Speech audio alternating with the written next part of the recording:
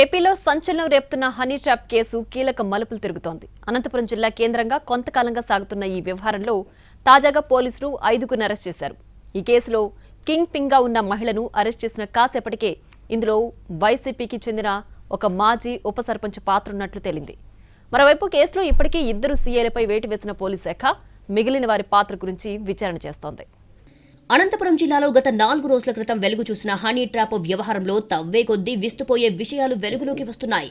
సూత్రధారులు, పాత్రధారులతో పాటు వారికి సహకరించిన పోలీసు అధికారుల గురించి విషయాలు బయటకొస్తుండటంతో ఈ వ్యవహారంపై అంతా నివ్వెరపోతున్నారు. సమాజంలో ఆర్థికంగా బాగున్నవారు, అలాగే గౌరవ మర్యాదలతో ఉన్నవారని లక్ష్యంగా చేసుకుని ట్రాప్లోకి దించి బెదిరించడమే ఈ ముఠా పనిగా పెట్టుకుంది.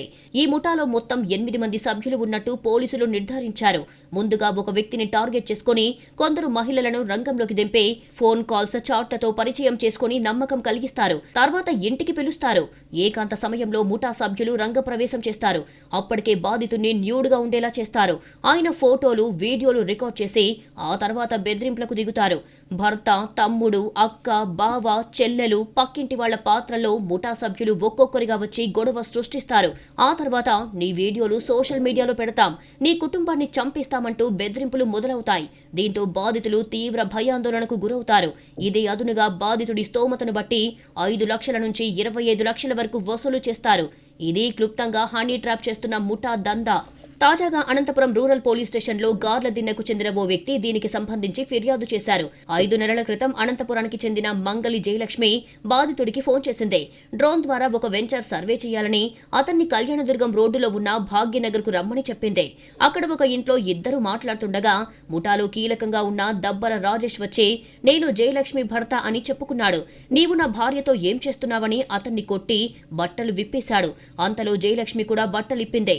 బట్టలు లేకుండా ఉన్న ఫోటోలు తీసి ముఠాలో కింగ్ పిన్ గా ఉన్న రంగమ్మ నాయుడు అలియాస్ చిన్ని సీన్ లోకి వచ్చి ఇది మీ ఇంట్లో సమాజంలో తెలిస్తే పరువు పోతుందని డీల్ మాట్లాడింది. వాళ్లు ఏమైనా చేసుకుని చనిపోతారు అంటూ ఇది బయటికి రాకుండా 4 లక్షల రూపాయలు డబ్బులిస్తే వదిలేస్తామని అప్పటికప్పుడు డబ్బు వసూలు చేశారు.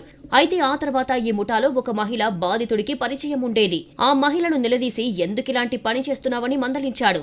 ఈ క్రమంలో వారు నన్ను బెదిరిస్తున్నారని ఆ మహిళ చెప్పడంతో రూరల్ పోలీసులకు ఫిర్యాదు చేశారు. దీంతో కేసులో అత్యంత కీలకంగా ఉన్న king pin Rangamma Naidu alias చిన్నమ్మ నాయుడుతో పాటు దబ్బర రాజేష్, జయలక్ష్మి, అనంతకుమారి అనే మహిళల్ని అరెస్టు చేశారు. ఇప్పటి వరకు 20 మందిని బెదిరించి 1,20,00,000 వరకు వసూలు చేసినట్లు తేలిందని డీఎస్పీ శ్రీనివాసులు తెలిపారు. వారి వద్ద నుంచి 13 లక్షల నగదు, 2 కత్తులు, ప్రామిసరీ నోట్లు స్వాధీనం చేసుకున్నారు. ఈ ముఠాలో మొత్తం 8 మంది ఉన్నారని, వారి బ్యాంక్ అకౌంట్లు ఫ్రీజ్ చేయడంతో పాటు కస్టడీకి తీసుకుని మరింత విచారణ చేస్తామని డీఎస్పీ శ్రీనివాసులు తెలిపారు. 9 నెలలకు మన ఏరియాలో జరిగింది. ఈ రంగమ్మ నాయుడు మీద యాక్చువల్గా 20లోనే మన తిరుపతిలో ఒక ఫారెస్ట్ ఎంప్లాయీని ఈ విధంగా హనీ ట్రాప్ చేయడం జరిగింది. అప్పుడు కేసు కూడా రిజిస్టర్ చేసినారు. దీంట్లో ఉన్న ముద్దాయిలు దాంట్లో కూడా ఉన్నారు. ఆ కాలంలో ఆ కేసులో అప్పటి నుంచి స్టార్ట్ చేసినారు. కానీ మనకి ఇక్కడ వెలుగులోకి వచ్చింది వీళ్ళు స్టార్ట్ చేసింది గత 8-9 నెలల నుంచి స్టార్ట్ చేసినారు మన ఇంట్రాగేషన్లో. ఈ 8-9 నెలల్లో చాలామంది ఫోన్ నెంబర్లు కలెక్ట్ చేసుకునేది. ఆ ఫోన్ నెంబర్తో అంటే ఒక అమ్మాయి కాదు, వాళ్ళకి ఏమైనా తెలిసిన అమ్మాయి అయితే మళ్ళీ ఫోన్ చేపించడము, ఈ విధంగా రూమ్లోకి తీసుకురావడము, వాళ్ళు నూడైన తర్వాత మళ్ళీ ఫొటోస్, వీడియోస్ తీయడము, ఒకడు భర్త మాదిరి, ఒకడు అన్న మాదిరి ఈ విధంగా యాక్టింగ్ చేసుకుంటా రాజేష్ అనేటోడు, ప్రకాష్ అనేటోళ్ళు వీళ్ళిద్దరూ ఎక్కువగా ఈ విధంగా అన్న భర్త ఈ విధంగా వాళ్ళు యాక్టింగ్ చేస్తూ వాళ్ళని పంచాయతీ చేయడము, వాళ్ళ దగ్గర నుంచి ఈ విధంగా లక్షల రూపాయలు బ్లాక్మెయిల్ చేసి తీసుకోవడం జరిగింది. తాజాగా ఈ కేసు ఇంకో మలుపు తిరిగింది. ఈ ముఠాలో కొందరు పోలీసులు, రాజకీయ నేతల పాత్ర ఉన్నట్లు వెలుగులోకి వచ్చింది.